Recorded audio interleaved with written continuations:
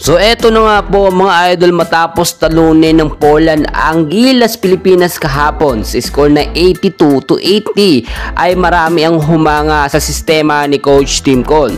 And bago natin yan ipagpatuloy mga kaibigan ko, palike and subscribe po muna and pahit ng notification bell. Maraming salamat po. Well mga kaibigan, still palag na palag po ang Gilas Pilipinas at nakaka-proud po yung nangyari kahit natalo ang ating Gilas Pilipinas team dito nga po sa European team na Poland. Well, kung nakita po ninyo yung laban kahapon, no, nakita naman natin yung gustong ipahiwatig ni Coach Tim Cone.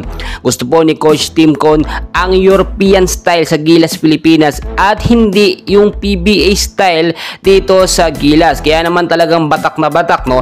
At todo focus itong si Coach Tim Cone para makuha agad yung sistemang ganun para sa ating mga player. At kung mapapansin at napansin po ninyo, eto matindi mga kaibigan, ang pahirapan po ang rank 15 sa FIBA ng rank 37 na Gilas Pilipinas ay nakakagulat na po, no? Kasi marami nakapansin etong New Zealand po ay tinambakan talaga ng Poland. Tapos pagdating po sa Gilas Pilipinas ay 2 points lamang ang diferensya. So marami nagsasabi na malakas talaga ang Gilas Pilipinas dahil nga po yung pang rank 15 ay talagang pinahirap 37 po na Gilas Pilipinas. For your information mga kaibigan, tinalo ng Poland ang New Zealand sa score nga po na 88-59, which is mas malaki yung naitambak ng Poland dito sa New Zealand kung ikukumpara po ninyo sa Gilas Pilipinas na 2 points lamang ang naitambak.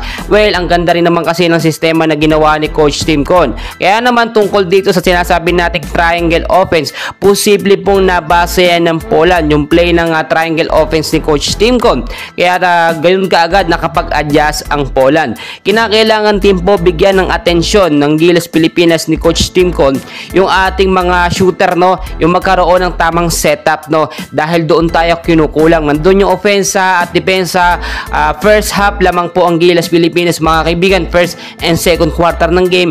Then pagdating po ng second half sa third and sa fourth quarter ng game, dito na po naging very intense at crucial ang laban. But so far na ipagmamalaki at maipagmamalaki talaga natin na kayang-kayang makapalag po ng Gilas Pilipinas sa mga European team. So sa Latvia at sa Georgia, masasabi natin na talagang may laban po tayo mga kaibigan. Iba na rin po kasi ang galawan ngayon ng ating mga Gilas Pilipinas player. Si Kai Soto, si Junmar, si Noy Brownlee, nakita naman natin todo bigay talaga ng kanilang puwersa at pinapakita nila talagang kayang makapalag ng Gilas dito sa malalakas po na player po ng European team. Well mga kaibigan, ang dami pa nating kaganapan, no? Huwag na nating i-bash ang Gilas Pilipinas dahil napakaganda so far ng kanilang pinapakita. Tuloy-tuloy ang suporta mga kaibigan, and please huwag kalimutan mag-like and subscribe. Maraming salamat po sa inyo.